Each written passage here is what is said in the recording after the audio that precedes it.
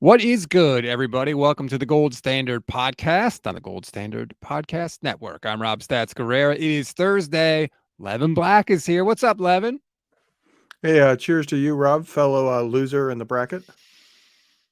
19 seconds. You took You're welcome. 19 seconds for you to get your jab in. I am joining you in loser land in the 49ers Media Madness bracket. Congrats to Jason Aponte, who just boat raced me in the vote. It wasn't even close. Ah, We I wouldn't necessarily say that. You were closing towards the end. Like the second 24 hours, you won. The first 24 hours, you got whooped. I'm a second half team. What can I say? We'll get into the results of the bracket and look ahead at the quarterfinals a little bit later. But before we do, I want to remind everybody, please like and subscribe to the YouTube page and the podcasts. This is a little confusing, so stick with us. If you are subscribed to what was the old Niners Nation feed, stay subscribed to that feed. You might have noticed it looks a little different right now. Just hang with us, stay subscribed to that feed. It's literally in the process of being transferred over to us. Once that happens, that'll be the gold standard feed. So if you're subscribed there, just stick with us. I know the update episodes haven't been updating yet. They will eventually, but we just got to work through this kind of hurdle here. So if you saw some changes and you didn't know what's up, that's what's going on. Yeah, on the bright side, it's a good time of the year for this to be happening. Yes. If it was August, September, October, I think we would probably be a lot more worked up about it and behind the scenes. It is what it is. It is confusing, even for me. And I have somewhat of a backroom view of it. So just stick with us. And once that officially gets transferred over, we'll probably have an announcement or two about some things that we've got in the works. That's going to be really exciting and cool. But until then, just stay subscribed to that one. If you're subscribed to the new one, you're good for a little while too. Eventually, we will be hopping over full time to that old feed because it's got a bigger audience. But we can cross that bridge when we get to it. Now, on today's show, just before we hit record on Wednesday, we got a little bit of news.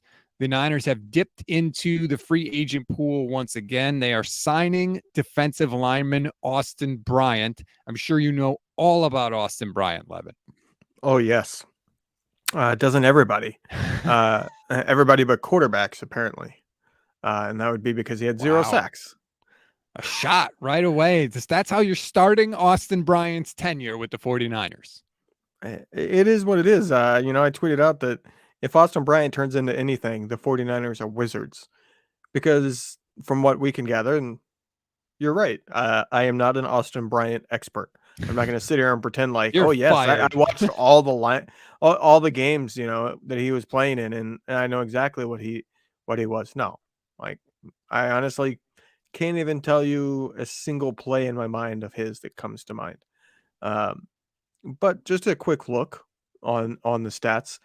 He played 208 defensive snaps, which is 34% of their defensive snaps this past year.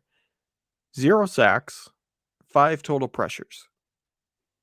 That's not good. And Kyle Posey of Niners Nation pointed out in a tweet that basically he was a healthy scratch down the stretch last year Right. because he was outplayed by a couple of rookies that Detroit had. So I think what the Niners are doing, Levin, is they are leaning into a strength. That strength, of course, being defensive line coach Chris Kasarik. They have seen, and it's indisputable, they can take linemen that have underachieved in certain places, bring them into their system, coach them up, stick them next to Nick Bosa and Eric Armstead, which is a huge factor also, and they get production out of them that those players have not shown in other places. Are the Niners doing that too much? No, and that's because of the Hargrave signing, in my opinion. If this was what they were doing and they didn't address the defensive tackle, Yep. yeah, I would be beside myself right now. But they went out and they got a defensive tackle, and it's not just that they got a defensive tackle who's good. They got one that's particularly great at pass rushing. He had what Yep. 11 sacks this past year. So that is their second pass rusher. That is their second sack artist. So for the other defensive end position, they can look at the projects and hope somebody turns into something. I made mention of it at the time of the Hargrave signing. And I think it's absolutely true. they don't necessarily need to invest in the defensive end position because Eric Armstead is going to probably play there a little bit on early downs like he has in the past. Hargrave kind of frees him up to be back to this hybrid role where he's a defensive end on rundowns and a defensive tackle on pass downs. So what you're looking at is a limited role at that defensive end position. You don't want to go spend big money on a limited role. It is important because it's a pass rushing role from the edge, but you got Drake Jackson, who you hope can progress. He looked good early in the season and he did wear down, but you would hope coming into year two, he now understands the type of shape that he needs in order to make it through an entire season. And then they signed Farrell, who has high upside potential. And now they got, this Austin Bryant guy that who knows what he is, honestly, at this point. But I think it's not a bad strategy. It's the fact that they got Hargrave that they can just do this. Hopefully somebody emerges from defensive end. Yeah, I totally agree with you. Without the Hargrave signing, you're like, maybe, don't shop out of the discount bin at Walmart for defensive end. But the Hargrave signing is a thing. It happened. It does change the whole complexion rather, of the defensive line. And so I think that's a good point. I like your point about Armstead and what that does for him specifically. And I think they are still putting a lot on Drake Jackson. They're really counting on a big improvement. And I think they're counting on a big improvement, honestly, from everybody from that draft class going into next year. We sometimes forget about a draft class after it's their rookie year. We're just like, oh, what's the next draft class? Let's pay attention to that. It's like, no, Right. you need those guys to make leaps too. And that's going to be big for the Niners. I think there's also a fallback here too. If none of those guys progress and you just have kind of a wasteland of an edge rusher, then you can trade. Like that is something that's become more prevalent in the NFL. You saw the Rams do it with Von Miller. So I Yep. think that there would be a trade market there. So if you have, say, even just $3-4 million in cap space throughout the season, and you get towards that trade deadline, and the defensive ends just have not come together in that second spot, you can go out and find somebody, and probably find somebody that's going to be reliable and a really good pass rusher. And you'd probably only have to pay them the 3-4 million that's left in their base salary because when you trade for them, that's what you owe. You owe the base salary. So I think that they would be able to afford to find somebody reliable there mid-season if these guys don't progress. So why not take the cheap option and hope you get lucky? Or I guess it's not really luck because they are going out and purposely targeting people that they think have the potential to grow. And if it doesn't work out, you can always fall back and go get somebody. And I think that they will, although they might not have to, if they do what you and Jason and Ponte are like trying to literally will into existence, which is go out and sign Justin Houston or somebody Right. like Justin that. Houston to me is D Ford. We saw how crazy of a game record D Ford was in 2019 when he was healthy. That's Hmm. Justin Houston. The difference is he does stay healthy. If I'm not mistaken, Justin Houston only played like something like 30% of the defensive snaps this past year, but he had 9.5 sacks. And he did it, and I think he was only paid 3.5 million. You can't beat that. Go sign him for 3.5 million again. Why not? And again, it's the kind of thing where I know we've been talking about it a lot, but because of the other people the Niners have on defense, like you're going to be put in a position to succeed. You're not going to be facing double teams all Right. the time. Plus, I think that Wilkes is going to blitz Fred Warner a lot more than the Niners have in the past too, because that's something that he likes to do is blitz his linebackers. So it's going to look a little different on defense, but they have a chance to really put together a crazy, crazy unit and withstand whatever craziness happens at the quarterback position, which we know at this point is just going to happen. Yeah, right now, the quarterback position for the 49ers is anybody's guess. Everybody has a theory. Nobody knows except for probably three people. Like, I'm not even sure those quarterbacks know. Yeah, I don't know. That would be an interesting. I would love to talk to them. What have you specifically been told? Like Trey Lance, have you I'm been told? hoping they get asked that at some point this off. You've seen that. Players slip up in the offseason. Somebody catches them and is like, hey, what are your plans for this season? And they go, oh, well, when I get healthy, I'll be starting again. Or, something like that can slip Right. out of Purdy's mouth. And we're going to hear from Kyle and John Lynch and probably Jed York Sunday. There's the owners' meetings in Arizona, I believe they're in. Yeah, Arizona. And Kyle's definitely going to talk because he wasn't at the combine. So, people are going to be hitting him up. Maybe Jed York will talk. John Lynch will probably end up talking again because he always does. And I hope those questions get asked. They should. I'd be interested to hear Kyle's answer. Sometimes I think you're more likely to get a real answer from him if you kind of tick him off first. Because, like Grant said yesterday, when you tick off Kyle, he gets mad, but he does answer the question. Yeah. And so I hope that we get some answers. There should be a very simple question that, if you phrase it correctly, there's no wiggle room. Right. And it would be one of those situations that if he doesn't answer it, then and I mean doesn't answer in that he says other stuff, obviously he's going to respond to the question, but he might say other stuff that doesn't directly answer the question, and that would be telling. You ask him if Purdy is a full go and fully healthy week 1, will he start? Right. There's no wiggle room in that. Oh, well, we'll see where he's at. No, I said if he's ready to go week 1. So you can't wiggle your way out of that. And if he hashes and say, well, we're going to have to see what Trey looks like, or, well, I would want him to have some preseason work or anything like that, then you get a pretty good picture of what it's going to take for Purdy to be able to start week 1. If it's that he has to get preseason time, then you're looking at Trey starting the season, because it's highly doubtful Purdy's going to be able to play in the preseason. If he says, if he's a full go, he starts, well, there's your full answer. And if he hashes or refuses to answer or sidesteps it in any way, I would say Kyle hasn't fully made up his mind yet, which means it's anybody's game. You know my analogy that I always go to. There are some questions where there is only one answer. Anything other than yes means no. When you ask somebody to marry you and they don't give you some form of yes immediately, that means they don't want to marry you. So I agree. That's how you got to state the question. And his response, whatever it is, I think will give us some information. I want to know, let's say Brock's not ready to go, Kyle.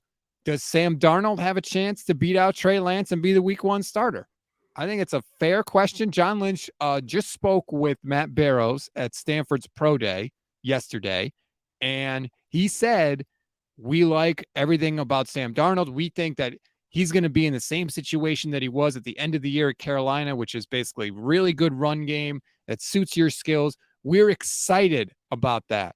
When has a general manager ever said that they are excited about a third string quarterback? What I want to know is Christian McCaffrey's opinion, because that's his former teammate. Oh, on Darnold? I know that they're Mm-hmm. pretty good friends. So does McCaffrey think, just flat ask him, like, do you think it's possible you'll be catching passes from Darnold again? Something along those lines. I mean, I understand what you're saying, but at the same time, like players, they're I the know worst GMs. They're always going to say, "Oh yeah, that's possible."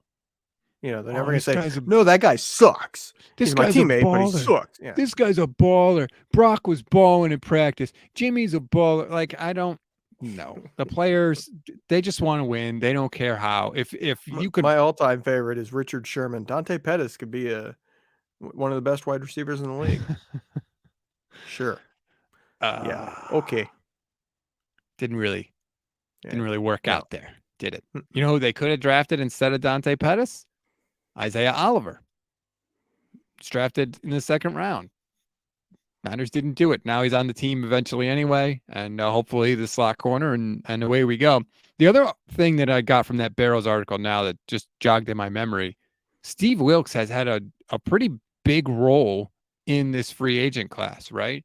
Steve Wilks coached Miles Hartfield in Carolina, coached against Isaiah Oliver multiple times because Oliver was with the Falcons. Obviously, coached Sam Darnold.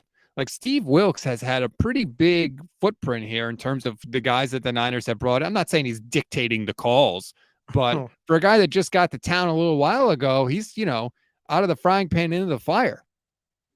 Who knows? It could have been people that they were going to go after anyways, and it's all coincidence. It also could be something that Wilks negotiated.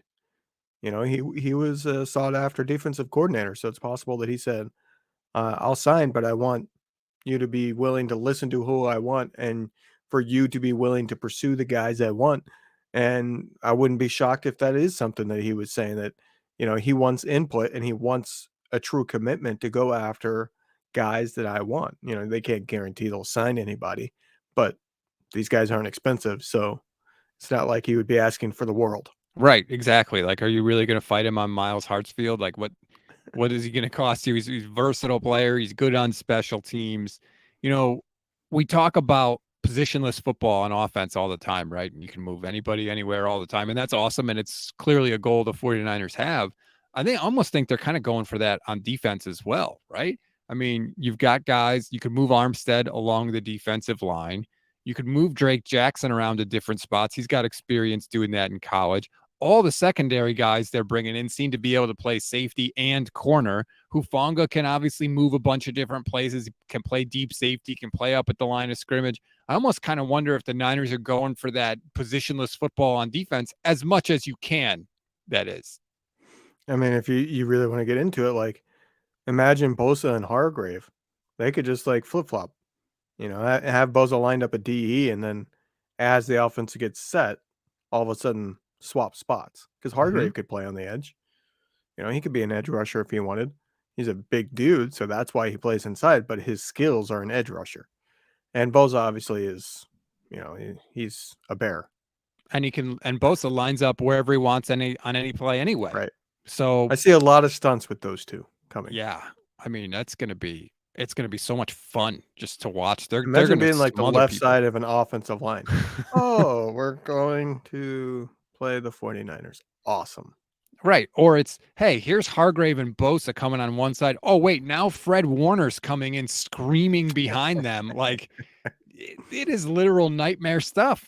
But I think that they could do a lot of confusing things on defense, which, you don't have to totally stump a guy for that to have an effect. All it takes is that extra, half second, that extra beat of hesitation, which is something the Niners were doing a lot last year when they would bring Warner and everybody right up to the line at the snap, and the quarterback never knew if they were going to blitz or drop back into coverage. Just takes that little beat sometimes, and that can give you the advantage. Yeah, make the opposing quarterback see ghosts. Huh? That's he's never going to live that down. God. Can you imagine if he said that and Kyle heard it on the sideline? Kyle would just bite his head Oh, off. yeah. I gotta look at the schedule. Is there a game on Halloween? Because it'd be hilarious if Darnold showed up, like came into the stadium dressed as a ghost. Be a little late for that Hey, callback. there's that That'd be hilarious. laugh. Yeah, the laugh. I've been waiting on Halloween's it. on a Tuesday, so You totally have that laugh. You gotta admit. I know you poo-pooed on my Twitter video where I I did. spliced it together. You Looks, totally have that Burt Reynolds laugh. some of us can make That's Twitter not a bad videos one to have. that get 2.5 million views, and some of us get videos that no one notices. That's just the difference between me and you. That's how we're different. It's cool. I mean, between the two of you, you got one good mustache. It's definitely not me. That's for damn sure.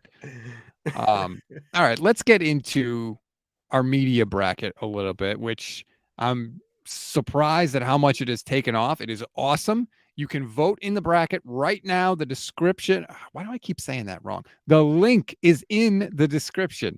You can click on it. You can vote in the Media Madness bracket. We are in the quarterfinals now. We're getting down to the nitty gritty, the powerhouse matchups.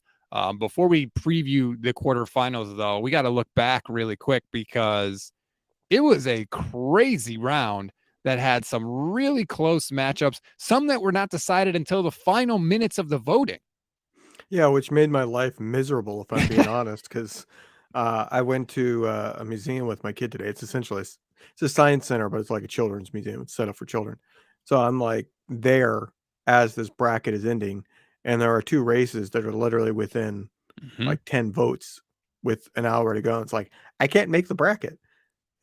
Rob does the image of the bracket, so there's like a give and take where I'm getting ready to make a post and I need the bracket from Rob, the image edited, and I make the actual bracket on Google that everybody's going and voting. So there's like both of us need to be available and ready to go. And I'm sitting there and it's like, I can't prep anything. And I'm like not at home.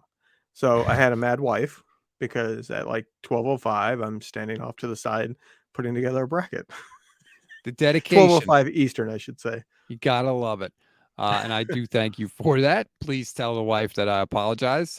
Luckily, the in-laws are in town, so they were It wasn't Oh, just the my buffer wife. Yeah, there. so I was able to Okay, like sneak away. good. Yeah.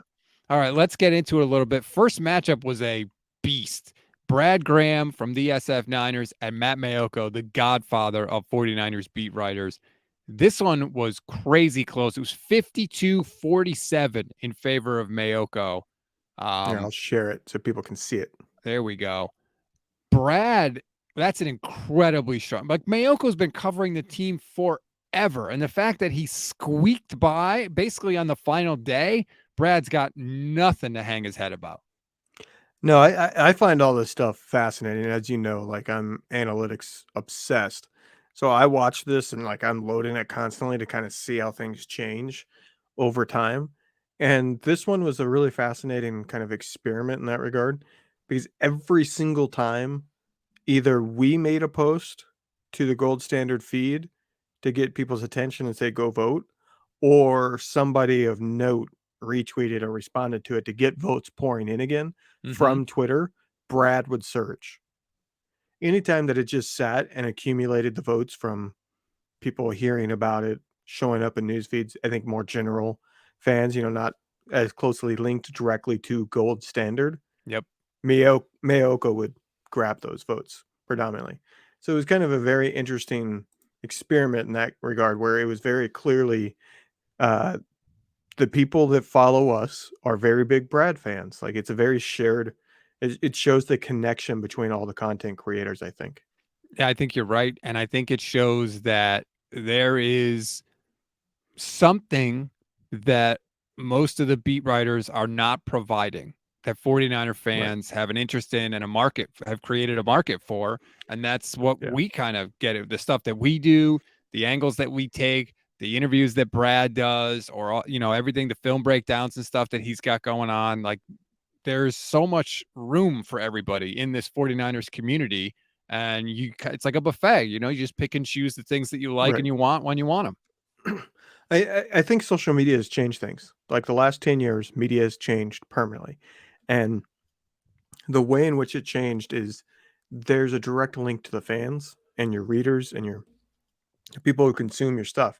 And if you take the time to truly engage and make it feel like they're one of, you guys are buddies almost, I think you pick up a whole different side and loyalty. And Mm-hmm. I think we see it with Grant Cohn, because Grant Cohn, that's what he succeeds at. And you can see it in the next vote. Grant Cohn is very good at connecting onto social media and connecting with this new age of fan. People that didn't necessarily grow up reading the newspaper. You know what I Right. mean? And they're all internet based is where they consume. And I think things have changed. And I think you see certain people tie into that. And I think that's what the content creators tie into. And some of the beat people do it. Some do it better than others. And then there's a few that are extremely resistant to tying into it. And those people lost. Not surprisingly. Evolve or Right. die. Like it's pretty simple. Grant beat Larry Kruger, who has the Krug Show on YouTube, his own YouTube channel. I think he does some work for 95.7 The Game also. He does, yes. Um, he beat him by less than 90 votes. It was This one flip flopped unbelievable. a lot. Yes. And I think that there's a lot of people on Twitter, and there was a lot of pushback when I announced the show with Grant that we did yesterday. How's Grant Cohn in this? Who's voting for Grant Cohn? Like, wake up, people. Grant's audience is massive. You can complain about him all you want, and I get it. He can be frustrating. I've told him he frustrates me sometimes, but he has a massive, massive audience because he's the only 49ers beat writer that's willing to be critical of the team. And fans want that because fans are critical of the team. And it doesn't mean that Grant doesn't go overboard or say some crazy things sometimes, but we watch the games. We can see when things are good or bad. And when you go to 49ers coverage and all you see is champagne and strawberries, you're going to be dissatisfied. And so Grant, I think, recognized that. And he provides a lot of that coverage that people are looking for. And I think it's reflected in the voting. Right. I mean, I don't think there's any argument that Grant is the most polarizing Oh, yeah. 49ers media member. You either love him or you hate him. There's not a whole lot of people that fit in the middle ground. And the thing about that is even if more people hate you, which Grant, I honestly don't know which way it falls, but even if more people hate you, you're gonna have so many people who love you and are loyal to you and like are true fans of you that when it comes to a vote like this, you're gonna do extremely well. And I think that's what we're seeing. Because I would say probably 30 or 40% of comments that we have gotten on these posts every round are, why is Grant even on this? Or I can't believe Grant, this is rigged, or whatever. You see the hate, but then you also see his fans and the love because he keeps winning every round. And how many people say they hate Grant and they make those comments, but they also follow him on Twitter to see what he Yeah. says? Like, here's the deep, dark secret of people that do what we do. My worst enemy is not hate. My worst enemy as a host and a content creator is apathy. If Yes. you hate me, you have to care enough about me to dislike me. Mm-hmm. If you were apathetic It's the towards Skip me, Bayless thing. How right? many people actually like Skip Bayless? Very few. I don't know too many people that actually like him. But guess who has an incredibly popular show and has for well over a decade at this point, and I would all but guarantee it is a millionaire at this point off Oh, the back of how many people watch him. Skip Bayless. Like same with like Stephen A and yep. all these people that purposely say controversial stuff just to be controversial. Yeah, they're extremely hated and nobody really likes what they're saying, but they tune in. And if they tune in, guess who makes money off of that? Let's move on to the third matchup. We could spend very little time on this one. That is me and Jason Aponte. Jason whooped me 55-44. He jumped out to an early lead and he never gave it back. And I'm not ashamed, but I am upset about it. And I tweeted at him. I'm not gonna lie, I wanted to win. I wanted to win the whole thing, and I definitely wanted to get out of my little region that I was in. And I will not forget it. I told him You next definitely year. wanted to be the last gold standard Yeah, standard. right? Like, damn, man, he's one of the newer gold standard hosts, too. Like, I couldn't even do that. And I told him next year, forget it. I am burying him in the bracket. I'm going to put him in the region with Mayoko and Grant and Lombardi and Brad. He'll never see the light of day again in this tournament. Well, that's funny because I was going to make the suggestion to you that next year we figure out the names that are going to be on it, and we are going to probably expand this so that we can Oh, get yeah, more definitely. people involved. Um, we do a random draw. And if that means two heavyweights go at it right away, so be it. But then that's the fair way that it's a random draw. We could do a whole bracket reveal show. I could draw it out of a hat live. Yeah, somebody could sponsor that show too. Yeah. Wink, wink. Your local business in the Bay Area, you want to sponsor that? Look, this bracket's Hey, got over 1 million views on Twitter. I'm just throwing that out there. It'll take your money. Put your logo on the bracket. It'll go up every time we tweet about it. We'll mention your company every time we bring up the bracket. Just saying, there's opportunity there for everybody. But congrats to Jason. He is absolutely killing it right now, and he deserves all the love. So good for him to move on and kick my butt. He'll be fired by the end of the week. Matchup number 4 as we continue, and that is Vish. Can we spell Vish's name right on the next round? Can we do that at least? He it whooped auto Akash. corrected. I tested it this time. I type in Vish and it tried to auto correct it to Visk, Yep. but I caught Well, it this next round. Vish has an army, man, and He so does it. does. Yeah, Akash is popular, and Vish trounced him pretty soundly. Yeah, and I mean a little bit of spoiler, but this next round, which is Jason versus Vish, Jason has work to do. Oh, it's a Put it that knockdown way. drag out. Put it that way. Jason has some work to do if he wants to win that one. And Vish had to beat. Vish has. I'll be honest. I did not realize that Vish had this strong of a loyal following. Yeah, he does. I don't know why some of our shows on Mondays don't get a little more views on YouTube, but that's a problem for me and him to figure out. But Vish had to beat Mike Silver in the opening round too, and he took down Mike Silver, who's like, people know who Mike Silver is, and it wasn't even particularly close. So shout out to Vish, man, good for him. He moves on, and then this is what I think is clearly in matchup 6. Oh, I skipped 5. Matchup I'm 5. sorry. Yeah. Apologies. I could count. Tim Kawakami and Cam Inman going face to face, and this is another close one. But Cam won 53-46 over Tim Kawakami. I gotta be, that's an upset to me. Is it an upset to you? Yes and no. Is Tim Kawakami the bigger name? I think so. Yeah, But like I talked about last round when Tim had to have a last minute comeback to beat Jesse, Tim blocks a lot of people and rubs a lot of people that's true. kind of the wrong way on Twitter specifically.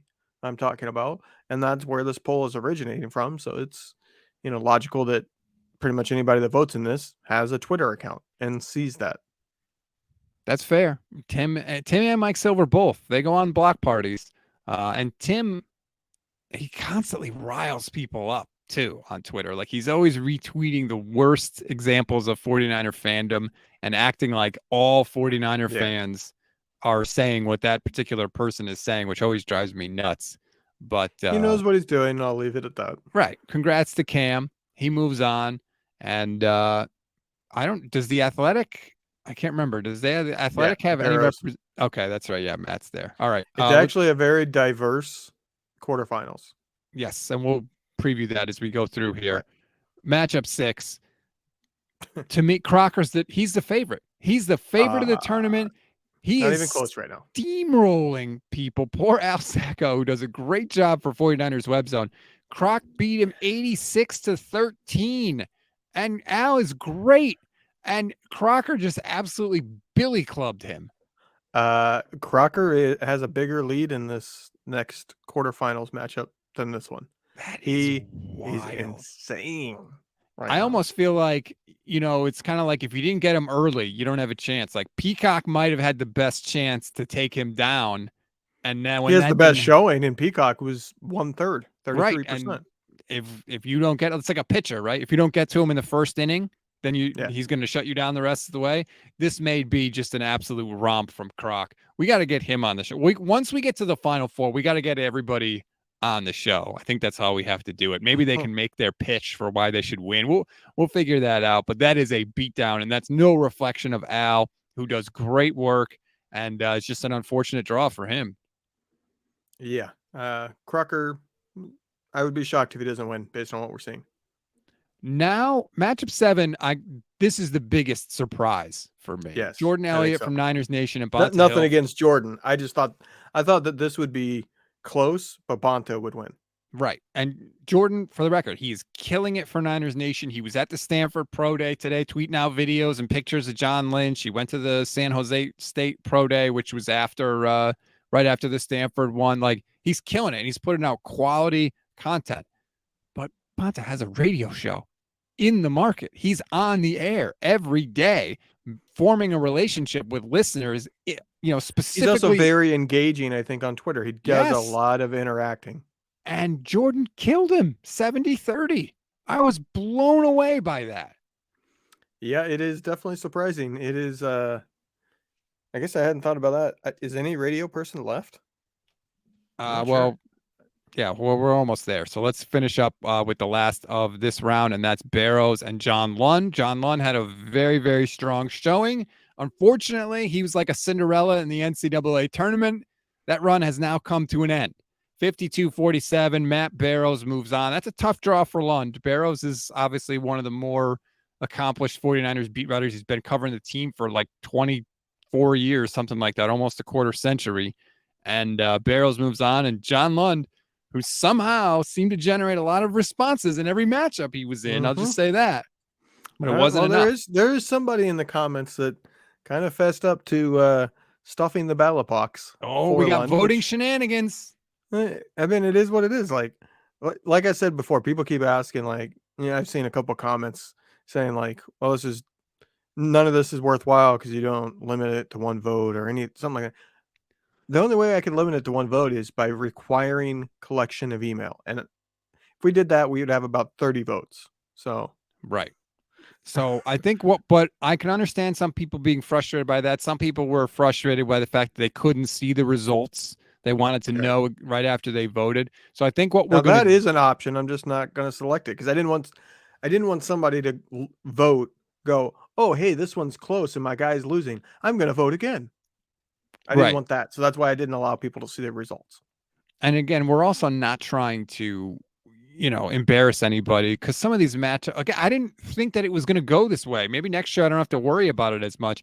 I thought like there was a chance that with Silver going up against Vish, for example, that Silver is so well known. He was on NFL Network for years, that Vish was just going to get like 3% of the vote. And the point wasn't to embarrass anybody. It was to get everybody more exposure. But now that I see that it kind of went this way, probably don't have to worry about that next year.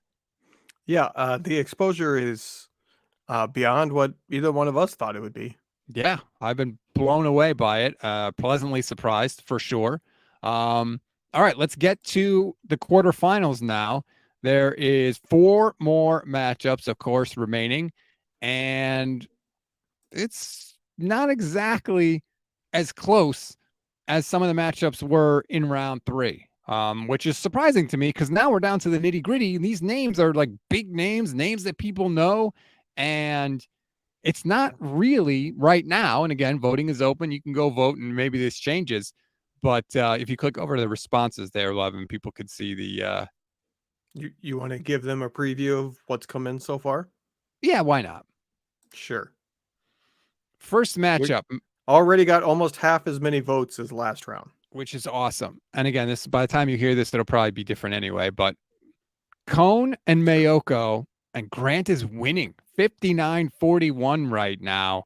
Talk about, and this kind of happened in the opening round when it was Grant and David Lombardi. With Matt and Grant, 2 different approaches to covering the team. This could not be a better example of that right now. Yeah, well, Grant has responded to it on Twitter, and he said on Yes. your show that in the beginning he didn't really care, but then as soon as he won the first round, he's like, "Okay, I want to win this thing." So he's tweeting it out, and I think that is having an effect here. And good for Grant. Like, if you're Right, going to be go in it, for it. you might as well win it, right? And look, it doesn't affect Matt Mayoko in any way. He's the godfather of the 49ers beat writer, so he probably doesn't even care about this. But I think people that are voting care. I think it's interesting. And Grant, like you said he cares. So there you go. That is a huge matchup. Grant and Matt Mayoko. Those are 2 heavyweights of the 49ers press corps. Matchup 2, Vish and Jason Aponte. Vish is at almost 60% of the vote. Jason's at 41%. Man, this thing could end up Vish and Croc in the finals. That's what we may be looking at. Maybe we'll see. Well, yeah, Vish taking down Grant though. I think Grant, unless something happens and Mayoko comes back, I think the winner of that matchup is in. Ooh, that's a bold prediction right there. We got the gold. That's a good gold standard showing, though. I feel good about that. The company's got a representative there that's going to make the Final Four. That's pretty good. Boy, somebody knows what he's doing when he picks talent, huh? Who is that guy? Anyway, I mean, matchup. technically now 3 people from Gold Standard are still in this because Grant has joined. That's Sort of true. So simulcasting. one way, I'll just keep adding people as we go along here, just to guarantee somebody wins it from the company. Next matchup, and this is what we talked about. Croc is whooping Cam Inman right now. Like I think if Croc doesn't get another vote, he'll still win this thing. It's 89-10. And there's decimals, so yes, I know the math doesn't add up, but 89-10. Yeah, that means he basically has a 2,500 vote lead at this point. Man, Cam better hope there's some absentee this voters. is another one. Like, I don't mean any disrespect by this. I knew Crocker was popular. Obviously, he has a really popular podcast. Mhm. He's very popular on Twitter. I didn't know he was this well. I mean, I'll use the word beloved because that was the whole point of this. Who's the most beloved 49ers media member? Right. Right now, I think Crocker is a heavy favorite based on the results because he's just been steamrolling everybody. Like his own co-host, he got 2/3 of the vote. Yeah, I don't know anybody that dislikes Crocker. That's the thing. Like he might not be, if he's not your favorite guy, okay, but no one is like, I can't listen to that guy. Like he's Right. First of all, he has the experience of being an actual player, but he's very relatable and likable on the show, obviously, and it has definitely come through. So congratulations to him. And then of course the final matchup, Jordan Elliott against Matt Barrows. And this is like old school, new school, right? You've got Matt, who's been doing it forever. Jordan, who just seemingly keeps adding to his repertoire and profile of what he's been putting out there. And he's winning right now. Oh, no, he's not. He's losing. I apologize. Matt Barrows is up 55-44. But think about this matchup. You're talking about Matt Barrows, one of the established guys, and Jordan's holding his own, and then some. Yeah, and this is what I was talking about, how well diversified the final 8 are here. You got Barrows, obviously, like you said, old school. He's with the Athletic now, but a newspaper person, I think, to most people still in our minds. Yep. Jordan is Niners Nation, but then you got a podcast, you got a newspaper, you got 2 podcasters. They also write, obviously, but you Mm-hmm. got Grant that kind of is everything now. And Mayoko YouTube has a podcast, podcast also, obviously. and Mayoko has a podcast as well as TV, some and writing. Like, I think it's a very well represented final, and I think it shows the diversity that the media members of the 49ers have. Like, there is so much of everything. It's not like, oh yeah, they got a lot of media members, but there's only like a couple guys doing YouTube. No, there's literally like 100 people doing YouTube. It's a very crowded market for sure.